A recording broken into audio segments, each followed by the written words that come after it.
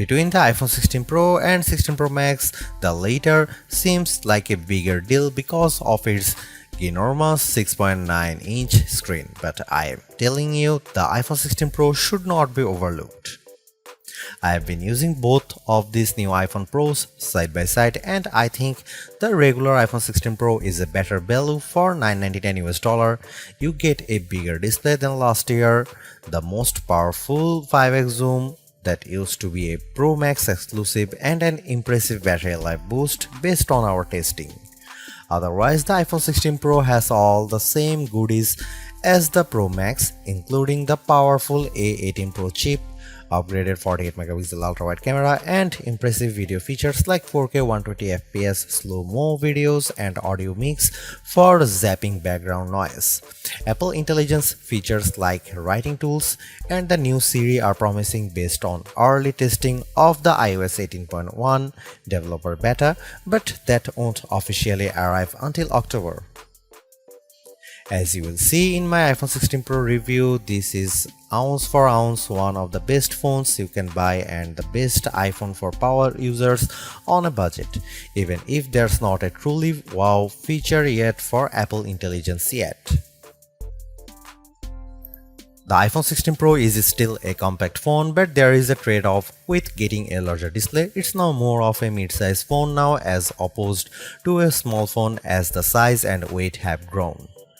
This handset measures 5.89 by 2.81 by 0.32 inches and weighs 7.03 ounces, compared to 5.77 by 2.78 by 0.32 inches and 6.6 ounces for the iPhone 15 Pro. So the new iPhone is taller and wider and just as thin, but there's some more heft to it. The good news is that the iPhone 16 Pro is still easy to use with one hand as Apple made the bezels thinner. The design should be more durable too, as Apple claims that the ceramic shield display is 50% tougher. Plus, the band is still made of titanium, which is more durable than aluminum. The iPhone 16 Pro colors aren't very flashy compared to the regular iPhone 16. There's white titanium, black titanium, natural titanium, and the new desert titanium, which is like a soft rose gold. I prefer the desert hue because it looks new. Don't expect much new from the iPhone 16 display. The only real news beyond the size increase to 6.3 inches for this OLED screen is that it can get dimmer. The minimum is now just 1 nit. I put the two phones side by side in a dark room and I noticed the difference immediately. What's the benefit? You can use your phone in bed without disturbing your partner, and if you are using standby mode, the iPhone 16 Pro won't be as bright when you are using it overnight as an alarm clock. Otherwise, you get the same 120Hz refresh rate on this Pro Motion display and the same max brightness. Apple claims a peak brightness of 2000 nits outdoors and 1600 nits for HDR content. We simulate outdoor conditions with a flashlight and the iPhone 16 Pro reached 1553 nits. That's higher than the Galaxy S24 Ultra but way behind the Google Pixel 9 Pro. Apple has added a new button to the iPhone 16 Pro, but it's not technically a button. The camera control is a recessed capacitive switch that provides haptic feedback. Press once to launch right into the camera and press again to snap a photo. It's simple and works well in landscape and portrait mode. I found it easy to launch straight into the camera and I like that you can press and hold the camera control to record a video. Though, if you take your finger off the button, the video stops. I wish you could customize that. The camera control has a lot of tricks, including the ability to zoom in and out by sliding your finger left and right on the button, and a soft double press launches a mini menu. You can scroll through to tweak things like exposure, depth, and choose photographic styles. There's a learning curve to camera control, but I'm glad that it's an option. Plus, this frees up the action button on the left side of the iPhone 16 Pro for programming other shortcuts. The iPhone 16 Pro has a few key upgrades that I appreciated during my testing. There's a sharper 48 megapixel ultra-wide camera, a faster 48 megapixel main fusion camera with zero shutter lag, and the 5x Tetra Prism zoom borrowed from the Pro Max series.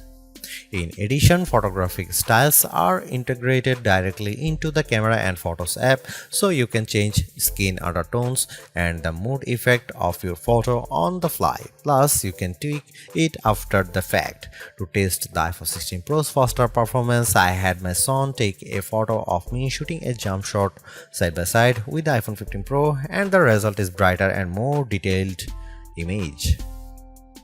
How does the iPhone 16 Pro compare to the best camera phones? I shot a number of pictures using the iPhone 16 Pro alongside the Samsung Galaxy S24 Ultra and the Google Pixel 9 Pro XL to find out. I put the ultra-wide camera to the test on the iPhone 16 Pro with this shot of a beach and Apple comes out on top. The colors are more natural through the iPhone versus the Galaxy S24 Ultra, and Samsung's peak looks distorted on the right side by the flowers. Here are some camera samples of iPhone 16 Pro.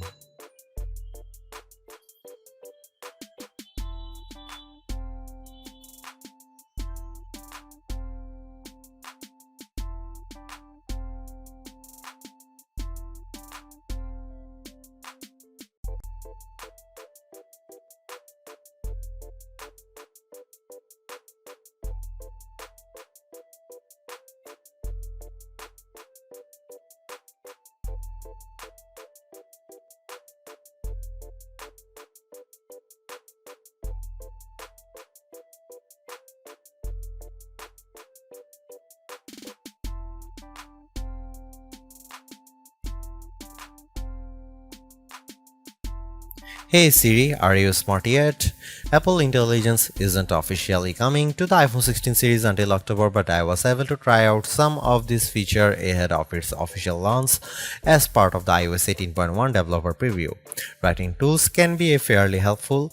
I used it to summarize a long note in the Apple Notes app and it came up with a useful summary. I also had fun with writing tools trying to rewrite an email I purposely wrote in a rude tone, choosing the professional option, and the result was indeed closer to what I would usually send. I also used Apple Intelligence to look up how to do various things on the iPhone and get back step-by-step instruction for how to screen record on your iPhone, so you'll definitely spend less time looking up how to at online. On the Photos front, my favorite Apple Intelligence feature is Memory Movie. You can give the Photos app a prompt like a beach memories through the years with an upbeat soundtrack, and you will see the AI go to work sifting through all your photos and videos, and the end result was pretty satisfying, fittingly ending with a sunset peak. While it's overdue, I appreciate that the iPhone 16 Pro has a clean up button, which is basically Google's magic eraser on iOS.